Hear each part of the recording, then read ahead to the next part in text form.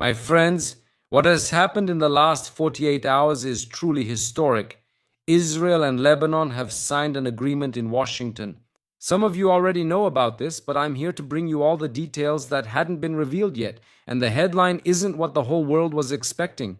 The world spent a week repeating that Israel was going to withdraw from southern Lebanon. Exactly the opposite happened. There were even people here in the comments who wanted to bet with me that this wouldn't happen. And there you have it, folks. Israel is still in southern Lebanon. And there's a line buried in this agreement that's even bigger. For the first time since 1948, according to what's being reported, Lebanon officially recognizes the State of Israel. 78 years, and this is the first time. Just that, folks, is already a historic earthquake, right? If that alone wasn't enough, right, the Strait of Hormuz also flared up again yesterday and the day before. And today, once again, Iran fired at ships in the Strait. The United States responded forcefully against Iran, according to the Americans. And Iran says it responded back by targeting American assets in the Gulf. All this while the ink on the peace agreement, the understanding agreement, was still drying over there in Lebanon. Stay with me as I piece things together in a way the mainstream media doesn't. Live from Israel, where it's all happening. And before anything else, let me give you the lens, because you need a lens to see this whole weekend, because without this lens, it just looks like chaos. With it, you start to understand the picture more easily. The lens is this. There's the paper war and there's the war, on the ground, the real one. The paper one is the one we know from agreements, ceasefires, memorandums, photos of Trump, Marco Rubio anyway, photos and handshakes. The one on the ground is the real one, the one that keeps happening after the cameras leave. And what I'm going to show you today is the size of the gap between these two sides. In Lebanon, the paper says peace, but on the ground it says Israel hasn't withdrawn from anywhere. In Hormuz, the paper says narrow, reopened, and free, but on the ground last night it was already on fire. This is my interpretation and I will support it piece by piece. Meanwhile, I'm going to show here, look, the Strait of Hormuz now, the tanker planes in the same position since, I don't know when. This started about 2 weeks ago, more or less.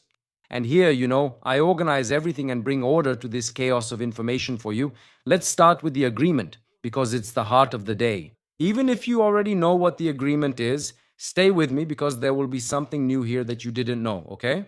On Friday, at the State Department in Washington, 3 ambassadors sat at the same table and signed a document.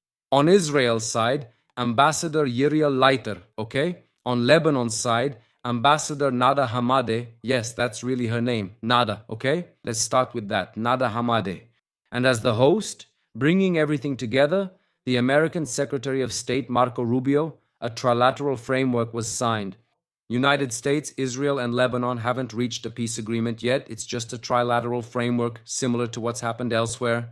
A framework designed to eventually lead to real peace agreements. Maybe even the inclusion of Lebanon in the Abraham Accords, okay? And Rubio himself also made a point of holding back the excitement today. He said that even with the agreement signed, there's still a lot of work ahead, meaning even the Americans aren't treating this as the end of the story. So there's still a lot to come, folks. And right before Shabbat began there yesterday, the Prime Minister of Israel recorded a statement for the nation, and I'll let you listen to the whole thing here dubbed. It's very short, folks, in Netanyahu's own words. Pay close attention to every sentence because each of these sentences carries a huge decision. I'll explain everything later. Pay attention. Citizens of Israel, before the start of Shabbat, I want to share with you a great achievement for the State of Israel. As you know, we are conducting negotiations in Washington between representatives of Israel, Lebanon, and the United States. These were long negotiations, and today they have yielded results. Most importantly, Israel will remain in the security zone in southern Lebanon. This is a great achievement, and we will remain there as long as Hezbollah is not disarmed and as long as there is any threat to the State of Israel. This decision also represents a hard blow to Iran. The Iranian regime is trying to force us by force to leave southern Lebanon.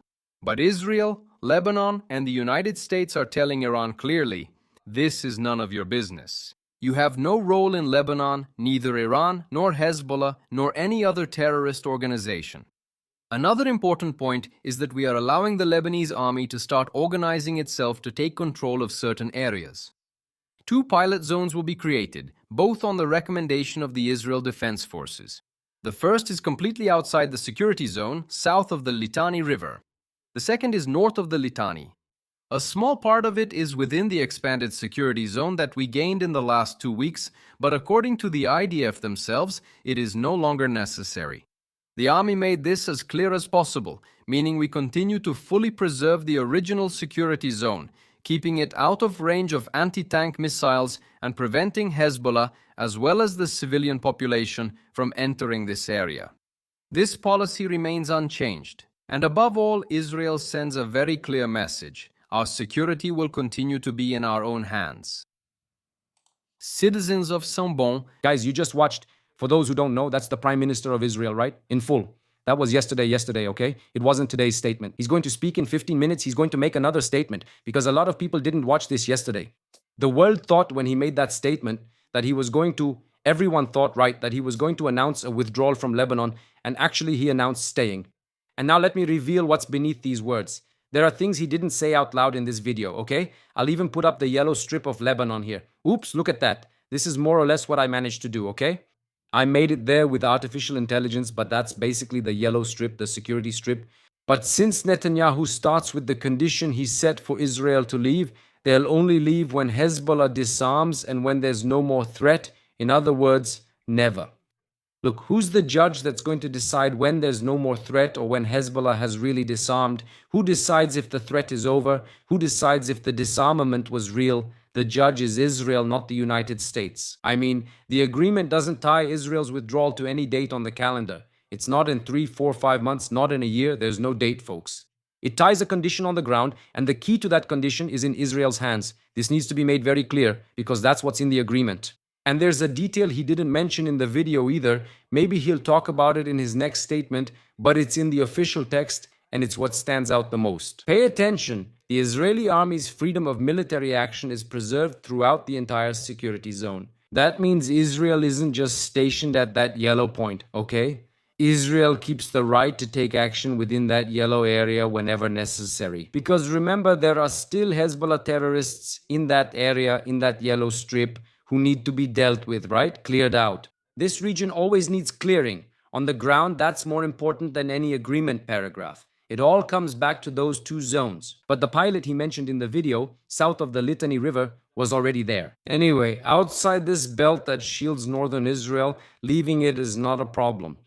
And the one in the north is just a sliver of land that barely touches the strip Israel took in the last few weeks, and the military themselves said there's no reason to hold it. That's expendable. So there's no concession here. Israel is deliberately letting go of just that little strip up there, near where you see the name Litani, okay? They're letting it go on purpose. They hold tightly to the essential yellow strip that protects the country since nothing else made a difference. Now, for the historical part, while I was recording, written confirmation came in. The US State Department published the official text of the agreement, and it has 14 articles, 14 points. Remember that number, because 14, my friends, is exactly the same number of articles as the memorandum between Iran and the United States. I've already said here, I don't believe that's a coincidence at all. For me, there's no such thing as coincidence in this kind of thing, but I'll come back to this topic later on to try to understand why it's 14, and the other one is also 14. I'm not going to read all of them here, okay? Because otherwise, this would turn into an international law class. I'm just going to pick the main ones here, the ones that really make the ground shake.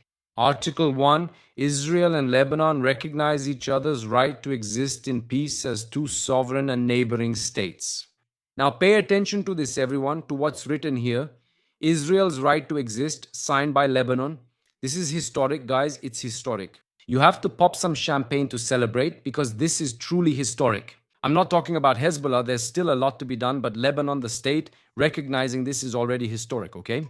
That's it. This is now official text. It's not just me saying this.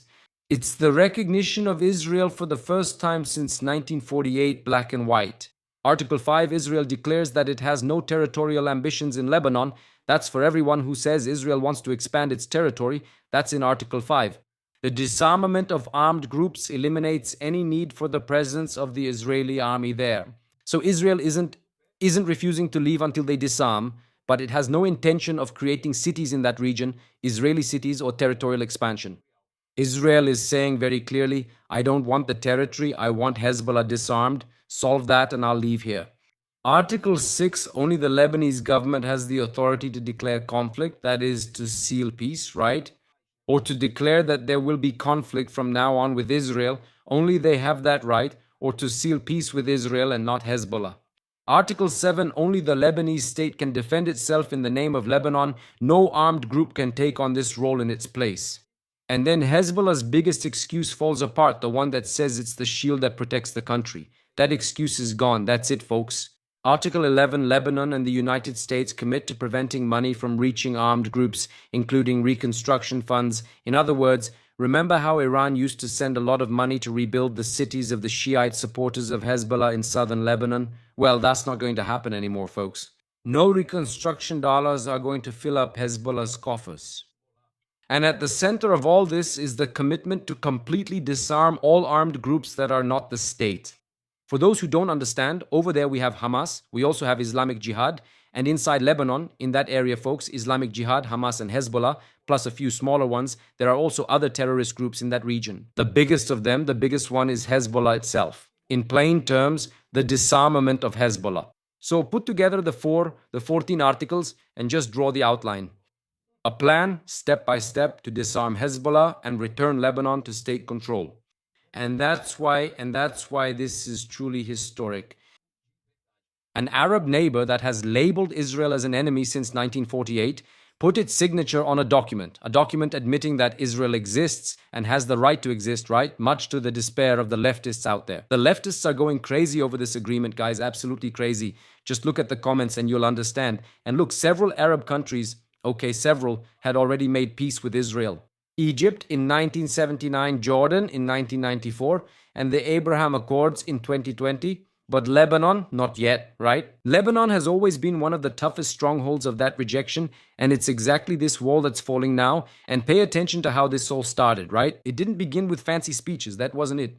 And not from goodwill from the other side either, because if Israel had listened to that side of the world, you know which side I'm talking about, right? The one that only preaches peace and love, dialogue and restraint, this would have never gotten off the ground. Lebanon wouldn't recognize anything at all, and Hezbollah would still be in control of Lebanon. It happened because Israel spoke the only language that side of the world understands, the language of force. Israel held its ground, didn't back down, despite all the demands, even from France, didn't retreat even a single step, and that's what made the other side give in. In the end, it was firmness on the ground that pushed the pen onto the paper. Remember that Israel carried out a real cleanup of Hezbollah, right, guys? Several of them were eliminated, and that made it easier for Lebanon to gain courage, right? This here defines Israel's strategy in this phase. The old world used to say, land for peace. And what did Israel do? It turned that formula around. Now it's peace for land.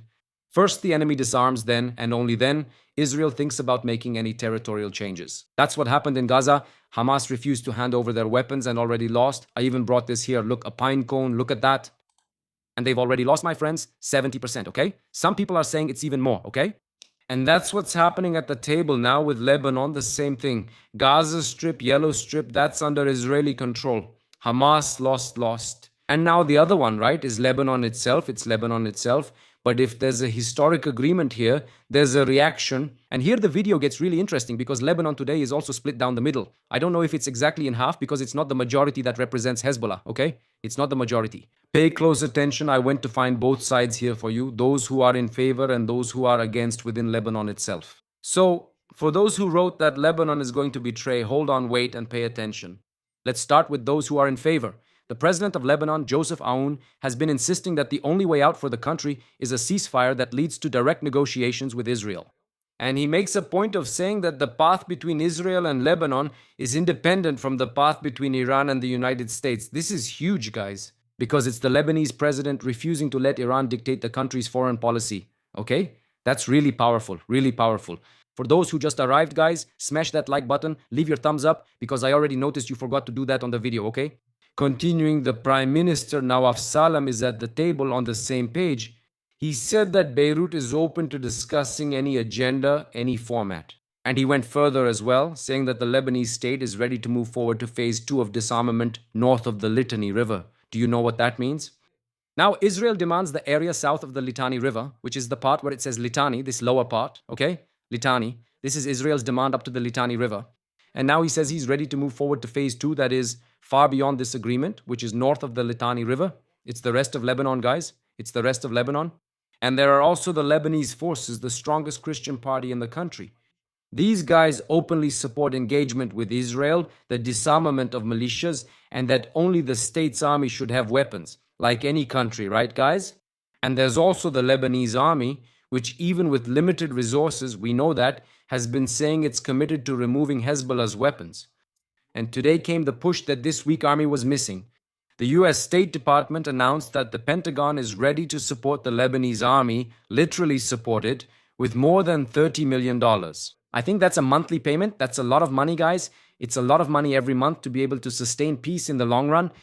That means the United States is putting money where they put their signature. They're going to fund the Lebanese army precisely so it has the strength to take Hezbollah's place on the ground. And today a new name was added, also important, to the list of supporters, a Sunni leader, guys. I'm talking here, I mentioned Arabs, I talked about Shiites, and now I also mentioned Sunnis, okay? I also talked about Christians. Take a look at this Sunni leader, Fuad Makazumi. Fuad Makazumi came out in public support without mincing words and without holding back. He called the agreement a historic milestone, a decisive step toward a just peace. And he said that it strengthens the Lebanese state and puts an end to the weapons of Hezbollah and all militias. And here is the point that changes the political game within Lebanon. It has Christian support, that is, it has Sunni Muslim support, it has the president and the prime minister, which means there is a majority in favor of the agreement. Against it, there is basically only one bloc left, the armed bloc of Hezbollah, only them, folks. Now let's move on to the other side, those who are against it. They are not the majority. Let me make that very clear. They are not the majority. They are loud, but they are not the majority. And this is where the entire Hezbollah looked, the entire group, with a raised voice as if they had taken a real blow. The leader of Hezbollah, Naim Qassem, the one who only appears on television, never in person. He went up to give a speech at Ashura, and gave a defiant speech. Ashura is the most sacred and important date on the Shia calendar. It took place yesterday or may have just ended. It's the day Shia Muslims mourn the death of Hussein, the Prophet Muhammad's grandson. Well, look at what he said in that speech. Open quotes. They wanted a great war to end our existence. We managed to stop this aggression and achieve a great victory. Close quotes. We demanded the complete withdrawal of Israel. We want the Israeli army out of all Lebanese territory, not leaving an inch behind. Now put together the two scenes from the same day, right? On Ashura, the head of Hezbollah shouts that Israel has to give everything back, and just a few hours later, the Prime Minister of Israel announces, right to their face, that they're not giving almost anything back and they're staying. Hezbollah made the demand in the morning and got a no before the day was over. And it didn't stop with Naim Qassem, Hezbollah's deputy in parliament. Hassan Fadlallah came out with 3 messages. First, he said that the signing in Washington is an attempt to sabotage the path of the agreement between Iran and the United States. That is, Hezbollah itself is seeing a tension between Lebanon's agreement and Iran's agreement. So keep this in mind because I'll come back to this story later, all right? Second, he stated firmly, what matters is the ground, and the ones who control the ground are us. And third, he also took a jab directly at Netanyahu. You made an agreement with those who have no authority over the ground. And then came the best part, right? Naim Qassem himself released a statement about the agreement, and unintentionally he gives you the answer to the question everyone asks. This agreement is good for Israel, right? Everyone is asking that question, even in the comments. Listen to how the head of Hezbollah describes the agreement in his own words. These aren't my words, guys. Quote, it's a humiliation, it's a shame. It's the surrender of sovereignty to the Israeli enemy, end quote. He calls it a historic mistake and accuses the Lebanese government of having given Israel everything it wanted for free. He then makes excuses like a defeated man claiming Israel won only on paper, not in battle, but the yellow stripe shows a very different story. But this is Naim Qassem trying to save face. Israel broke Hezbollah on the battlefield first. It was because of the beating they took in battle that Hezbollah reached this agreement without being able to react, because they didn't react, guys. They're still there, I think, completely disoriented from the beating they took. The document is just formalizing what force had already decided. When the leader of Hezbollah himself calls the agreement a humiliation and surrender of sovereignty, the discussion is over, right? The enemy himself has already told you who won this war. And another Hezbollah deputy, Hussein al-Hassan, was even more blunt. He said, and I quote, "This is not an agreement, this is a surrender. We do not recognize this agreement and it will not materialize," end quote. Well, for now everything is signed, right? It will only not materialize in his dreams. Between the two trenches stands a figure who raised the gravest alarm. It's Nabi Berri, president of the parliament and leader of the Shiite Amal movement. the ally who usually acts as Hezbollah's bridge to the west. Berry came out publicly to warn of the worst. He warned about the risk of a civil war in Lebanon because of this agreement. Look at what he said, quote, "My people in Lebanon, all of Lebanon, beware of a war between brothers," end quote. Now they're brothers, right? Now he's calling Christians brothers, which he never did before. This isn't just a figure of speech. The president of a country's parliament doesn't mention war between brothers without reason. It's a warning that the tension is being stretched to the limit, and it wasn't just talk. That same night, people took to the streets. Hezbollah supporters blocked parts of Beirut, blocked the area where the government meets, blocked the airport road, and brought the capital to a standstill. And they shouted a slogan that says it all. They called the Prime Minister of Lebanon, Nawaf Salam, a Zionist. That's what they called him, folks. They called him a Zionist, a Zionist. Those were the chants, Nawaf Salam, Zionist, Zionist, Zionist in the streets. And then came the scene, right? Just a few years ago, this would have been unthinkable, right? A few years ago, actually, even a year ago, this would have been impossible. The Lebanese army came in to clear the streets and disperse the Hezbollah protesters with batons and tear gas. And the Hezbollah supporters complained about the violence. They complained that the army was acting against them and not against Israel. You have to see, folks, the size of this here. The Lebanese state army clashing head-on with Iran's militia in the streets for real to enforce the agreement with Israel. That's what happened, folks. This is the Lebanese state taking back its own country live during the early morning hours. Now, the funniest part is that in Beirut, on the way to the airport, there were posters saying, "Thank you, Tehran, thank you, Iran," or something similar. Some huge posters thanking Tehran. Yes, Tehran. Those were there until yesterday. This morning, they were all taken down and they wrote, "The beginning of Lebanon." The beginning of Lebanon, like new Lebanon, something like that. They changed all those posters. What does that mean? That it was already prepared, guys. This agreement was already completely prepared to be signed yesterday. And that's why all those posters were already ready. The guys weren't going to make hundreds of posters in one night. Everything was already prepared. They took everything down after the protests and put up this new poster there saying it's a new beginning for Lebanon, Hezbollah. Now, look at this one here. Pay attention to the joke, okay? Which is a joke, right? That also lives here in this whole story because it's really big. Hezbollah is part of the Lebanese government, okay? Hezbollah is a political party within Lebanon. There are Hezbollah ministers within this Lebanese government. That means the Lebanese government that signed this agreement, the same one that would be recognizing Israel, is a government that has Hezbollah itself inside. So, Hezbollah is publicly criticizing an agreement that the government it is part of just signed. It's shooting itself in the foot. And when Fadlallah shouts that he controls the ground, he gives himself away, right? Because those who really control the ground don't need to shout that they do. That's a fact. He shouts precisely because the ground is slipping out from under his feet, zone by zone. That's the real news inside Lebanon. And it's not just Israel against Hezbollah. It's the Lebanese state against Iran's militia. And for the first time, the state sat on the same side as Israel against their common enemy. Guys, do you know what that means? The leftists went crazy watching the scene of that contract signing. You have no idea, guys. Just look at the leftist channels on YouTube and elsewhere, the newspapers around the world, they're completely bewildered. Bewildered. That's why I said there's a big plan behind all of this. The only problem with this big plan is the Strait of Hormuz. It wasn't part of this equation. It wasn't part of this equation. It's the problem. But there it is, the proof that Trump would have forced Israel to leave. He didn't force anything, guys. It's all part of a big show between Israel and Trump, between Netanyahu and Trump. Anyone who doesn't get this yet will soon. As I always say, and my daily guide will tell me if this split deepens or if Hezbollah manages to patch things up again. I think this video is already worth your like so far. If you're not subscribed yet, subscribe and turn on the notification bell because what's coming now is the chapter that caught fire in the middle of the night, guys. Pay close attention. While this agreement was still being finalized in the United States, tensions were rising again in the Strait of Hormuz. I want to be very precise here because there's a lot of information and a lot of misinformation circulating right now. I'm going to separate what's fact from what's rumor. I'll give you a sequence hour by hour, almost step by step, hour by hour. Chapter 1. On Thursday, the Iranian Revolutionary Guard fired drones at ships crossing the Strait of Hormuz. According to President Trump, there were 4 suicide drones. According to other reports, there were many more, okay? One of them hit the upper deck of a cargo ship flying the Singapore flag that was leaving the strait along the coast of Oman. Let me show you here. Let's take a look here. It was leaving the strait here, around this area. Look, can you see the red mouse pointer, the little hand over here?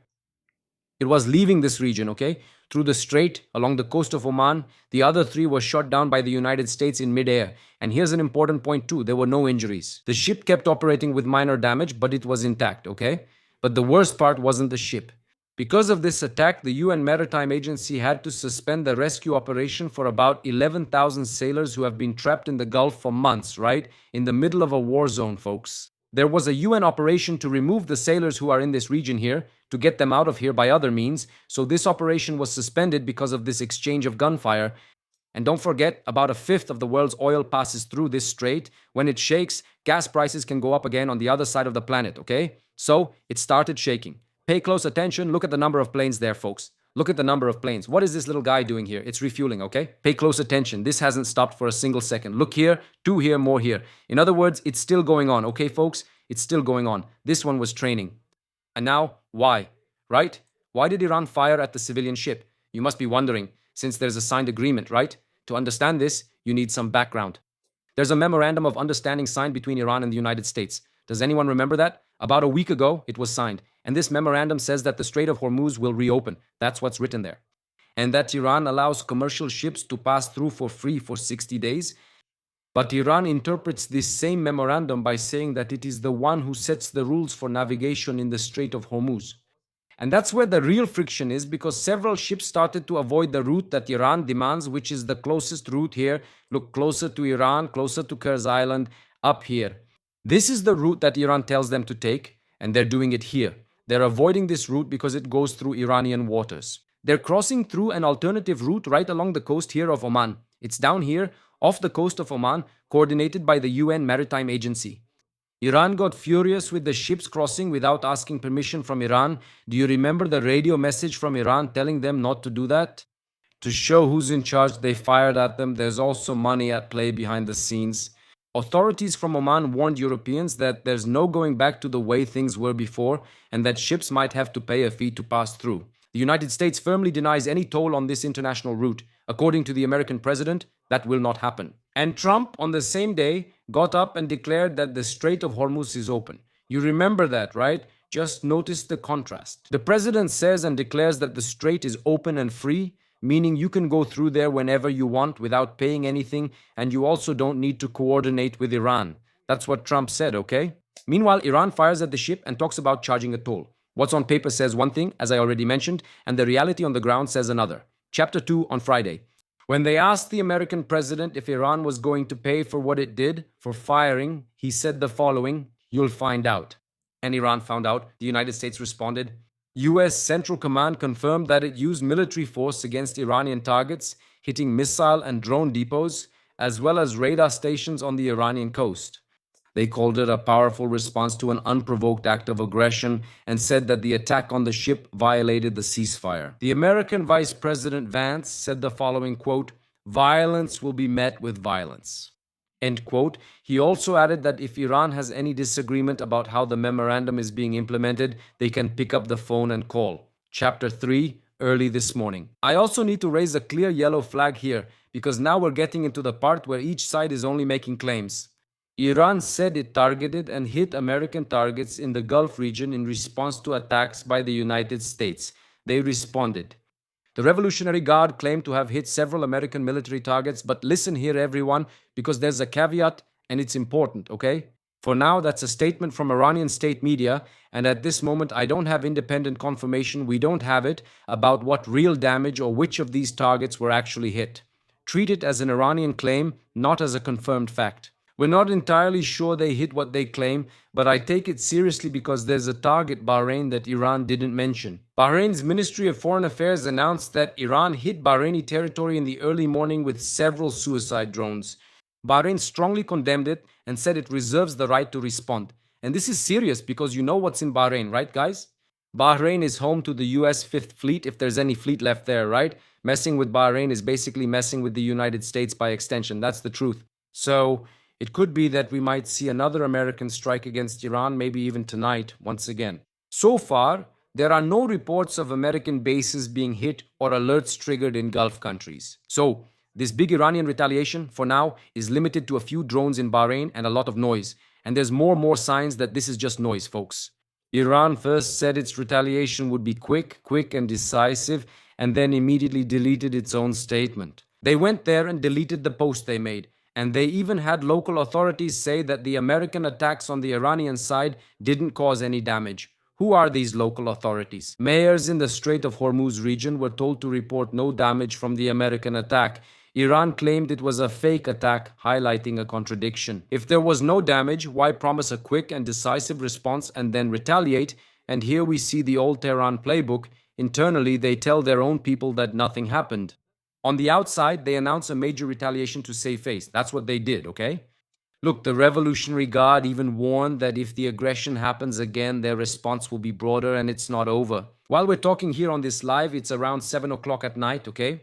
Israel time, it's 9 o'clock here now. Another merchant ship was hit by gunfire, again off the coast of Oman, inside the Strait of Hormuz. Another ship damaged. We don't know. I don't know exactly the damage to this ship yet, but it happened again, okay? In other words, Iran is testing President Trump, seeing how far they can go before the next response. The question now is, what will Trump do this time? Put the three chapters side by side. Ship hit by Iran, American response with force, and Iran saying they responded back in the Gulf. All of this just a week after that memorandum that the entire international press talked about, the peace memorandum, right? Which was supposed to calm down exactly this region. Guys, for those who missed the beginning of this live, you can't understand it if you join in the middle. You just can't. It's impossible, guys. You have to go back to the beginning, rewind and watch from the start. That's the only way you'll truly understand what's happening here and avoid being misled by the international press. And this is where, my friends, the two stories of the day, Lebanon and Hormuz, come together. For those who think there's no connection between them, because they tell exactly the same truth. The truth is that this conflict hasn't ended, it has only quieted down. Remember the video about the theory I brought up? It just quieted down. In Lebanon, they signed a peace agreement and Israel is still there with its hand on the disarmament switch. In Hormuz, they signed a memorandum on reopening, and a week later, a ship was hit and a missile was launched. And here comes back that lens I gave you at the beginning, the paper, right? What was signed on paper versus what's happening on the ground? When the world sees the word agreement, what do automatically? They close the tab, guys, and swear it's over. And the confrontation keeps going on, far from the media, far from the spotlight. For those who still don't believe it, go back to the video I made, guys. I made this video 3 days ago. The Grand Plan, I think that's the title of the video. Go back there and watch it again. Watch it one more time, okay? What I said there just happened now, guys. The agreement was made with Lebanon. We're still in the yellow zone and the media spotlight is off. And that's exactly the same formula that's being used in Gaza as well. The noisy part is out of the headlines and the fine work goes on. Silent every single day. And this isn't just my theory, folks. Look at what leaked this morning from Hamas's own channels complaining. Hamas is complaining, folks. They're complaining because no one talks about them anymore. The Israeli army pushed the so-called yellow line again overnight.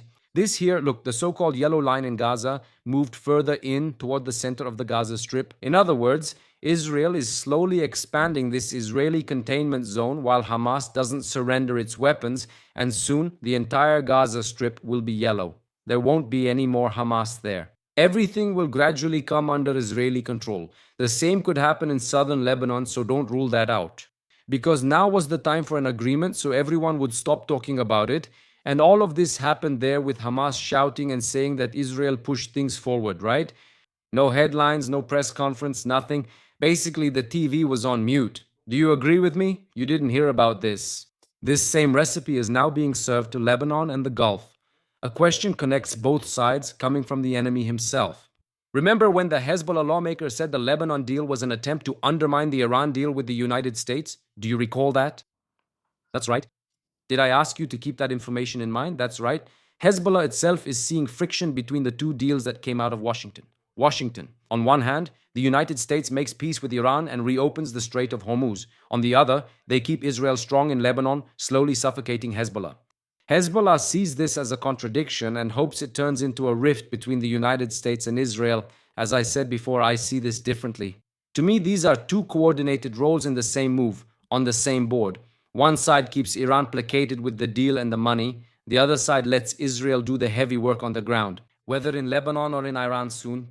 And let's go back to number 14, guys. The 14 points, right? Of each of these agreements. I mentioned this at the beginning. The Lebanon agreement has 14 articles. The Iran memorandum also has 14. The same number in the same week coming out of the same Washington. Everything came from there, guys. It could be a coincidence, but to me it smells like two pieces from the same board set up by the same hand. And look how interesting this is. It's not just Hezbollah that sees this coordination. Iran's own Ministry of Foreign Affairs accused Israel of acting in Lebanon in coordination with whom? With the United States. That means the enemy on both sides is seeing the same connection that I've been pointing out to you here for a few days, folks. And yesterday's shooting in Hormuz, and today's as well, also shows that this supposed peace with Iran is as thin as paper. It failed at the very first test. And the only people who found out what happened in the Strait of Hormuz were those who follow some alternative Telegram channels or follow our channel here. Why wasn't this in the media, folks? It wasn't. Maybe in a footnote. And you didn't even notice that something happened in the Strait of Hormuz, because the media spotlight is no longer on that region. And here I give you realism without naivety. The enemy sees this ceasefire as weakness. That's the truth. And when they see weakness, they don't wait, they move forward. Okay? Hormuz this week is living proof of that. 7 days after the memorandum, Iran is testing. And I recognize the cold logic of each one. The American president declares victory, reopens the strait, keeps the agreement intact in public, reassures the entire world market. But the minute Iran tests, he strikes back hard so the memorandum doesn't become a joke. But the world isn't denying this. Did you see any movement in the price of oil after this happened? I didn't see anything, guys. I checked, and everything's the same. In other words, the world isn't focused on this side anymore, okay? It's a smile with a hand near the trigger. That's what's happening with the United States. Israel also stays on the ground, keeps its freedom of action, and lets the Lebanese state dismantle Hezbollah piece by piece if it can. If not, Israel goes there and does the job, right, guys? One signs off on peace, the other sustains peace by being present on the ground, and that's why I don't buy the easy headline that everything has become peaceful. It hasn't. It became a quieter phase of the same dispute. And now what you need to watch for in the coming days or even in the next few hours, because everything can change, guys, I'll leave you here with 3 signs.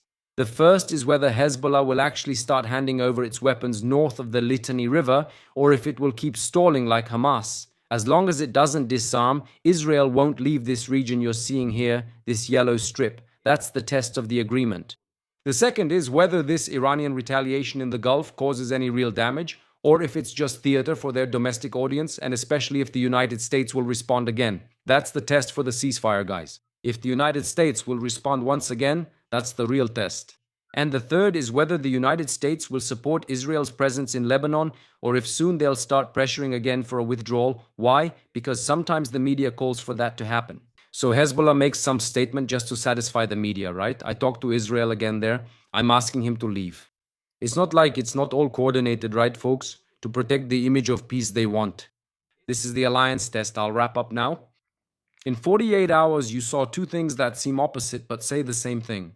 You saw a historic agreement in which Israel does not withdraw from Lebanon, and for the first time in almost 80 years, the Lebanese government is moving toward recognizing Israel.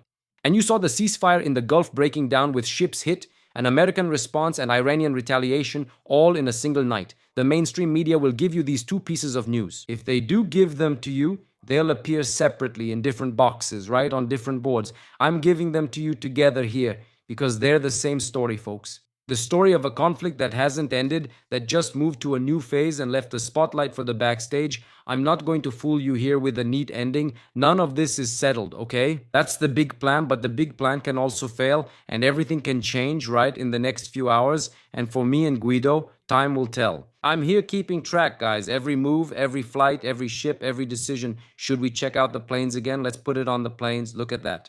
The American planes are still in the Middle East, still doing their drills, their training. Yesterday, they were making these same moves and started attacking Iran. They started attacking Iran after they moved here. Look at that. 2 planes here training near Abu Dhabi and Dubai. Others are already leaving the region after doing the same. Look. This one trained here too, look. In other words, leaving the region, a few more arriving here in Israel, more arriving in Israel, 2 leaving the region, actually 3 leaving the region. I put a filter here. I turned on the filter just to see American military planes. A few hours ago, this was full, guys. It was full. Probably around 1 in the morning, a few more planes will come back here. We should be seeing other planes here doing exactly the same thing. And breaking news, the new right-wing Prime Minister of Slovenia is going to withdraw the recognition of Palestine. They recognized it before. They're going to withdraw that recognition and move the Israeli embassy from Tel Aviv to Jerusalem. Look at that, guys. Isn't that something? The president, the prime minister of Slovenia. This is breaking news. It just came out, guys. Let's see if I can find what Netanyahu said about it. Netanyahu said something, the prime minister. Just a second, guys. He mainly discussed the agreement as a message to Iran, you're out and we're breaking Iran's political axis. This is a historic achievement. This agreement strengthens Israel and Lebanon, and with God's help, it's a sign of what's to come, according to Netanyahu. He also presented the 2 pilot areas from which the Israeli Defense Forces will withdraw and the Lebanese army will enter this region. He showed a map there. I'll try to translate and post this on the other channel today. Okay, guys, it'll be dubbed with an explanation and all that. I'll work on it now and bring it to you firsthand. What did he say? He discusses politics in Israel, which I think most people don't care about, but I'll still include it. I don't want to cut anything, so I'll let him speak fully, okay? It's Itamar Ben-Gvir. Look, even within Israel, there are people who are against the agreement. Pay attention, guys. I bring everything, right? If you want to listen to everything. Ben-Gvir, who is a guy I really like, okay? He said the following: the agreement with Lebanon is a big mistake. I've already asked the Prime Minister to hold a cabinet vote tonight and have been fighting the agreement for weeks. In fact, we will remain in most of the territory for now, but the state of Lebanon will not disarm Hezbollah. Lebanon's government includes Hezbollah ministers, so Lebanon can't be trusted to disarm Hezbollah. I will demand a vote in the cabinet. Only soldiers of the Israel Defense Forces will destroy Hezbollah. No other agent will do this for us. But this has nothing to do with the agreement, right, folks? Because at the end of the day, Ben-Gvir, you're wrong. Because at the end of the day, if the Lebanese army doesn't do what it promised, Israel will go there and finish the job. This is also to show that Israel is not on the same page, not striking the same tone, not taking the same line, right? That's exactly it.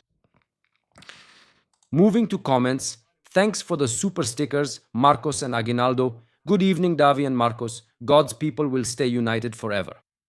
Congratulations on the excellent live, Sonia Gomez. Thank you very much. I appreciate all the super stickers here on the channel. This really helps YouTube understand that this video is relevant when you do that, right? When you send a super sticker, no matter how small, the amount doesn't matter. That's the truth. The amount doesn't matter because YouTube understands that this channel is good and it pushes this video to more people. So more people have access to this privileged information, right? Because nobody ties things together the way I just did for you. Nobody makes these kinds of connections. I know what's out there on the internet, both in English and in Portuguese. Everyone tells their own side, but they don't tie things together like this. They don't put the pieces together this way. I know that very well, guys. I watch other channels too. Thank you so much to everyone on Super Chat and those who contribute through Pix. You are the true sponsors of this channel, and I appreciate you from the bottom of my heart. Which other channel? Sonia Gomez, I'll pin the link to the other channel in the first comment of this video, okay? It's a channel with my name, Davi Almeida Almascani. There I post other things from time to time, not always. Sometimes I put clips from these videos on that other channel and dubbed videos just like Netanyahu too. Hey DJ Music, tuned in from Mozambique. How are you, my brother? That makes it easier too. It's super cool. I can highlight your comment and I can see it more easily. Davey, is the channel Ponto de Ruptura yours? I was wondering. Janaina Vargas, Ponto de Ruptura is mine and Shimon's. We made the channel together so we could do a weekly summary of everything that happens here. For now. Here, in a little while. We'll also discuss Russia, Ukraine and other topics. As our trip to Israel continues, we'll keep talking about Israel. The idea of Ponto de Ruptura is to bring a different version of everything we read out there. Thanks, Sheila Santos, for the super sticker. My friends, that's it for now. If something major happens in the Middle East, the United States attacks, or anything unusual occurs here, I'll bring it to you live, straight from the source. Thanks to all my friends for being here. See you at the next live stream.